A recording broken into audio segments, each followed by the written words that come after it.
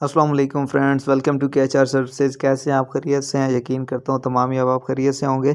आज हमने बात करनी है internal link and external link, URLs optimization और परमालिंक स्ट्रक्चर। ये आज हम इन तीनों टॉपिक्स को इंशाल्लाह कवर करेंगे। मैं पिछले टॉपिक्स में हमने इमेजेस ऑप्टिमाइजेशन और meta title optimization, meta description optimization, keyword research वगैरह ये तमाम टॉपिक्स हमने कवर कर लिए थे। अगर आपने नहीं देखे तो आप जाके देख सकते हैं। और इंशाल्लाह ये अभी चंद टॉपिक्स रह गए हैं बाकी, तो उसके बाद हम ऑन पेज एसईओ की सर्विस देने के काबिल हो जाएंगे। जब ये ऑन पेज एसईओ मुकम्मल हो जाएगी तो फिर मैं फ्रीलांसिंग की तरफ भी मूव हो जाऊंगा। उसकी भी प्लेलिस्ट एक अलहदा बनाऊंगा। उस पर आपको फाइवर पे काम करने का तरीका बताऊंगा, अपवर्क पे काम करने का तरीका भी बताऊंगा। तो चलते हैं अपने टॉपिक की तरफ। हमने सबसे पहले अपनी वेबसाइट जो हमने बनाई थी प्रैक्टिस के लिए उसको लॉगिन कर लेना है। जब उसको लॉगिन करेंगे तो ये सेम डैशबोर्ड आपके सामने आ जाएगा। तो आपने जो पोस्ट क्रिएट की थी, आप वो पोस्ट वाले सेक्शन में जाएं, ऑल पोस्ट पे क्लिक करें। ये आपकी पोस्ट आ गई जो आपने पोस्ट क्रिएट की थी। आप इस पोस्ट को एडिट करें। ये आपकी पोस्ट आ गई जो आपने पोस्ट बनाई थी। तो सबसे पहले हमने बात करनी है इंटरनल लिंक और एक्सटर्नल लिंक। सबसे पहले आपको ये कंसेप्ट क्लियर होना चाहिए कि इंटरनल लिंक क्या होता है और एक्सटर्नल लिंक क्या होता है। इंटरनल लिंक वो लिंक्स होते हैं जो आपकी अपनी वेबसाइट के एक पेज से दूसरे पेज पे आपका जो विजिटर है उसको शिफ्ट करें। ठीक है, मतलब ये अगर ये हमारी वेबसाइट है ना, तो ये हमारा पेज है पहले वाला, और इस पे अगर हमारा लिंक लगा हुआ है तो कोई बंदा इस लिंक पे क्लिक करे तो हमारी अपनी ही वेबसाइट पे जाए, ना कि दूसरी वेबसाइट पे जाए। इसको कहते हैं इंटरनल लिंक। एक्सटर्नल लिंक वो लिंक होता है जो विजिटर को दूसरी वेबसाइट पे लेके जाए, और इंटरनल लिंक वो लिंक होता है जो एक विजिटर को अपनी वेबसाइट के किसी दूसरे पेज पे लेके जाए। अब हमने ये एक पोस्ट बनाई थी, तो इस पे अगर हम देखें तो ये तुर्की, इटली और वगैरह वगैरह। अगर हम फर्ज करें हमारी जो अपनी वेबसाइट है उस पे तुर्की के मुतल्लिक एक आर्टिकल लिखा हुआ है 2000 से 3000 वर्ड के दरमियान उसका आर्टिकल है, या इस्तांबुल को कर लें। मेरी वेबसाइट पे इस्तांबुल पे एक अलहदा आर्टिकल लिखा हुआ है 2 से 3000 वर्ड का। तो मैं चाहूँगा कि जो विजिटर आए जो तुर्की को पढ़े वो इस्तांबुल को भी निहायत इन डेप्थ पढ़ सके।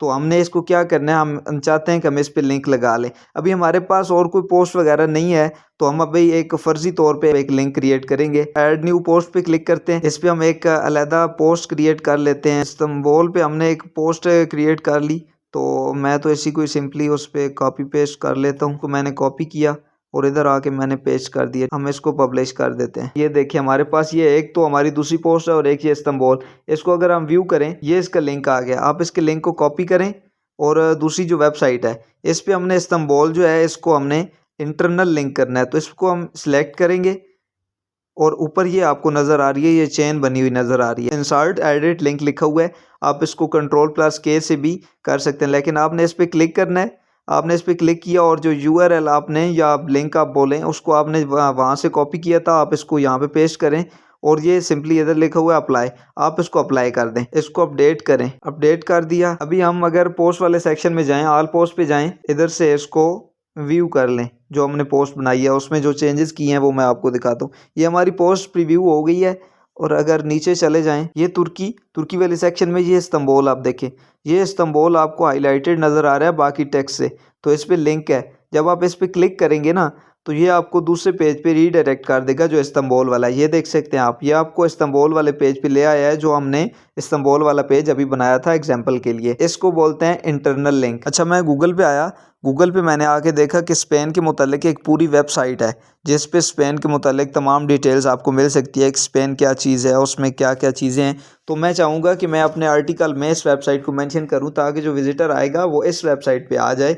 मतलब मेरे आर्टिकल को पढ़ते पढ़ते वो इस वेबसाइट पे भी चला जाए, उसको मज़ीद जितनी वो मालूमात लेना चाहता है वो उसको मिल जाए। तो मैं इसका URL कॉपी करूँगा। इधर से कॉपी किया और यहाँ पे एडिट इस पे आया मैंने, फिर इधर लिंक पे क्लिक किया और मैंने इसको इधर पेस्ट कर दिया। इसको अप्लाई कर दिया। अब हमने इसको अपडेट कर दिया। तो अब नीचे आए थोड़ा सा, ये आपको नज़र आ रहा है व्यू पोस्ट। आपने इस पर क्लिक कर देना है। इसको न्यू लिंक पे ओपन करें। ये न्यू लिंक पे ओपन हो गई। ठीक हो गया। अगर आप अब नीचे जाएं तो ये स्पेन की ये एक स्पेन का पैराग्राफ बना हुआ है, उसके बाद ये स्पेन हाईलाइटेड है। अगर हम इस पर क्लिक करें तो ये दूसरी वेबसाइट जिसका लिंक हमने इस पर कॉपी किया था ये उस पर रीडायरेक्ट हो गया है। लेकिन अब इस पर एक मसला आ रहा है। वो मसला क्या है कि आपने अपना जो विजिटर है वो खो दिया है, वो आपकी वेबसाइट छोड़ के दूसरी वेबसाइट पे चला गया है।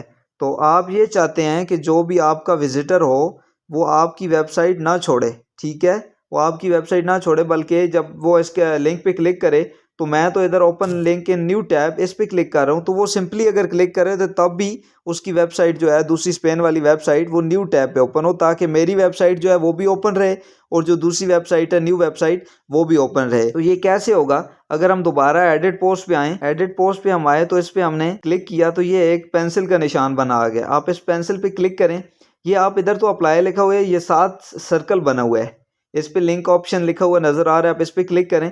आप ये देख सकते हैं कि ये लिखा हुआ है open link in new tab. आपने सिर्फ इस बॉक्स को चेक करना है, आपने चेक कर दिया और इसको अपडेट कर दिया। इसको अगर अपडेट किया तो अभी आप देखें, नीचे जाएं, आपने व्यू पोस्ट पे क्लिक किया, ये नीचे अब आप स्पेन पे आ गए। अब आप इस पे सिंपल क्लिक करें, ये देखा आपने, ये न्यू टैब पे ओपन हो गई है। न्यू टैब पे ओपन हो गई है, इसका बेनिफिट आपको क्या मिल रहा है कि जो आपकी वेबसाइट है वो भी स्टिल ओपन है और जो इसकी वेबसाइट है, जो दूसरी वेबसाइट है वो भी ओपन होगी। अब क्या होगा, इसका फ़ायदा क्या है कि जो बंदा जब इस वेबसाइट को छोड़ेगा ना, मतलब इसने इस टैब को क्लोज किया, तो वो फिर वापस आपकी वेबसाइट पे आ गया।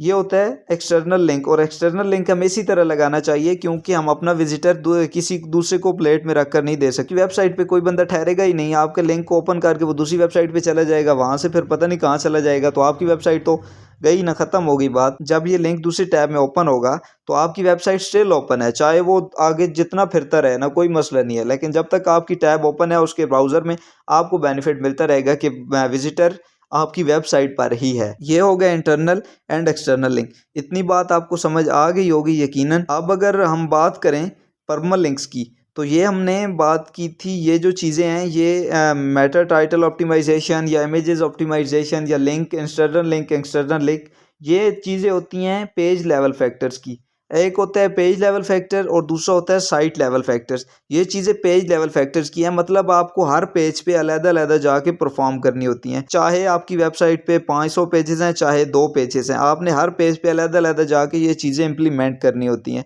और दूसरी कुछ चीज़ें होती हैं जो साइट लेवल होती हैं, मतलब आपने एक जगह से ही उनको सेट कर दिया तो वो पूरी साइट पे ही सेट हो जाएंगी, चाहे साइट के 500 पेजेस हैं, चाहे 2 पेजेस हैं, उन पे सेट हो जाएगी। तो आगे हम अगर बात करें यूआरएल्स ऑप्टिमाइजेशन एंड परमल स्ट्रक्चर की, हम पोस्ट में जाते हैं। अपनी जो पोस्ट है इसको मैंने ओपन इन न्यू टैब कर दिया, ये देखें ये आपकी पोस्ट ओपन हो गई है और ये जो ऊपर आपको नजर आ रहा है इसको यूआरएल बोलते हैं। ये आपका यूआरएल आ रहा है, आपकी वेबसाइट आ रही है, आगे 000 वेब होस्ट आ रही है, आगे ये आ रही है डेट 2022 का दूसरा महीना, और आगे ये आपका टाइटल आ रहा है, ये उसने खुद ही पिक कर लिया। ये उसको मैंने अभी तक बताया नहीं है, लेकिन उसने टाइटल भी खुद पिक कर लिया और डेट भी खुद पिक कर ली।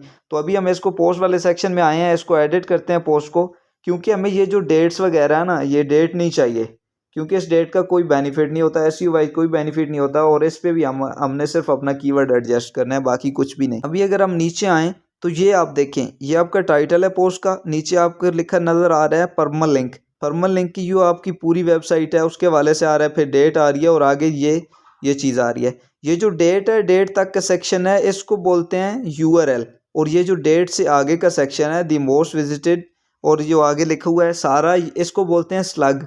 तो एक यूआरएल में, एक मतलब परमल लिंक में 2 स्ट्रक्चर होते हैं, एक होता है यूआरएल और दूसरा होता है स्लग। आपने एडिट करना है, जब आपने एडिट किया तो ये आप देख सकते हैं ये 2022 और 2 ये पूरा फिक्स है, मतलब डेट और ईयर जो है फिक्स है, ये स्लैग में एडिट नहीं हो सकता। आपने स्लैग में क्या करना है, आपने दी को भी निकाल देना है। Most visited countries to visit in Europe, ये हमारा अगर कीवर्ड है हमने इसको रखना है, ठीक है। अगर फ़र्ज़ करें कि हमारा कीवर्ड है विजिटेड कंट्रीज इन यूरोप, तो हमने मोस्ट को भी हटा देना है, हम इसको सिंपली ओके करेंगे। ये आपकी वेबसाइट, मतलब अब आपका ये यूआरएल हो गया। अब आप इसको अपडेट करें, व्यू पोस्ट पे जाएं, व्यू पोस्ट पे आप गए तो अब आप ये देखें, ये आपका जो स्लैग है आगे वाला, ये काफ़ी छोटा हो गया है। तो जो केस स्टडीज़ बोलते हैं, छोटे यूआरएल्स होते हैं वो जल्दी रैंक होते हैं, तो हमने छोटे यूआरएल पे फोकस करना है, ना कि बड़े यूआरएल पे जाना है। ठीक हो गया, ये हमारी वेबसाइट हो गई। अब आप देखें कि ये जो चीज़ है ना, ये एक बहुत बुरी लग रही है कि 2022 और दूसरा, क्योंकि जो बंदा 2024-25 में जाएगा पढ़ने के लिए, वो देखेगा कि यार ये 2022 में आर्टिकल पब्लिश हुआ है, तो वो बोलेगा कि ये ओल्ड है, तो कोई न्यू वाला जो है वो हम देखें। तो इसको भी हमने सेट ज़रूर करना है। हमारे पोस्ट वाले सेक्शन में हमने अपनी पोस्ट को एडिट किया। अब मैंने आपको बताया था कि कुछ चीज़ें जो हैं वो पेज लेवल फैक्टर्स की होती हैं और कुछ चीज़ें जो हैं वो साइट लेवल फैक्टर्स की होती है। ये जो परमल लिंक है ये साइट लेवल फैक्टर्स की चीज़ है। अगर आपके जो क्लाइंट आए, कोई क्लाइंट आपके पास आया, उसकी 500 पेजेस हैं और सब पे इसी तरह डेट लिखी हुई है, तो आपने परेशान नहीं होना। ये सिर्फ आपका एक क्लिक आपको ये सारा काम 500 की 500 जो पेजेस हैं वो आपको करके दे देगा। ये आपको अभी साइट नज़र आ रही है, ये आपका परमल लिंक आपको नज़र आ रहा है। अभी मैं इसको सेट करके आपको दिखाता हूँ। फिर आपने नीचे आना है, आप इस प्लगइन्स पे तो गए हैं, उसके बाद ये आप नीचे आएँ तो ये सेटिंग्स आपको नज़र आ रही है। इस सेटिंग्स पे आप क्लिक करें तो ये नीचे आ रहा है परमल लिंक्स। आपने परमल लिंक्स पे क्लिक करना है। ये आपको बता रहा है कॉमन सेटिंग्स। इसमें प्लेन सेटिंग्स आ रही है, डे एंड नेम आ रहा है, मंथ एंड नेम आ रहा है, न्यूमेरिक आ रहा है, पोस्ट नेम आ रहा है और कस्टम स्ट्रक्चर। अभी जो हमारी वेबसाइट पे अप्लाई है वो कस्टम स्ट्रक्चर है कि ईयर आएगा, फिर मंथ आएगा, उसके बाद पोस्ट नेम आएगा।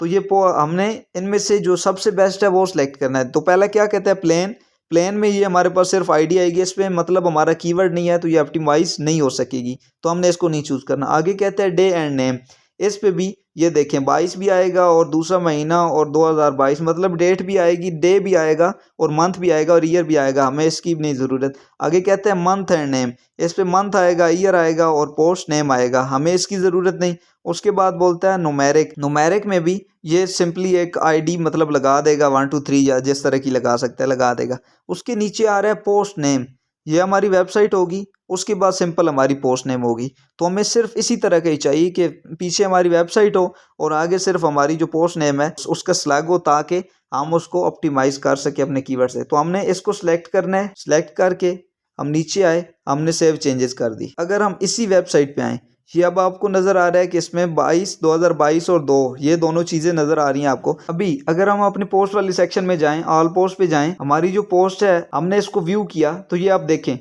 ये इधर से ना ही 2022 नज़र आ रहा है ना ही दूसरा महीना नज़र आ रहा है। ये आपको सिंपल ये वाली पीछे से वेबसाइट नज़र आ रही है और आगे से ये स्लग नज़र आ रहा है। तो ये एक बहुत ही बेनिफिशियल चीज़ है, मतलब इस पे आपका यूआरएल बहुत ही शॉर्ट हो गया। आप देखिए कितना लंबा पहले यूआरएल था और कितना शॉर्ट अभी हो गया। एडिट करके देखें तो ये परमल लिंक और ये आपकी वेबसाइट आ रही है, उसके बाद ये सिर्फ आपका कीवर्ड आ रहा है। तो यूआरएल ऑप्टिमाइजेशन क्या होता है कि यूआरएल ऑप्टिमाइजेशन ये चीज़ होती है कि जो आपका स्लग है उसमें आपने अपना कीवर्ड जो है उसको एडजस्ट करना है। यूआरएल ऑप्टिमाइजेशन भी यही है जो हमने परमल लिंक स्ट्रक्चर में या स्लग ऑप्टिमाइजेशन में कर ली है। तो आज के लिए इतना ही काफ़ी है, मिलते हैं नेक्स्ट वीडियो में, तब तक के लिए अल्लाह हाफिज़।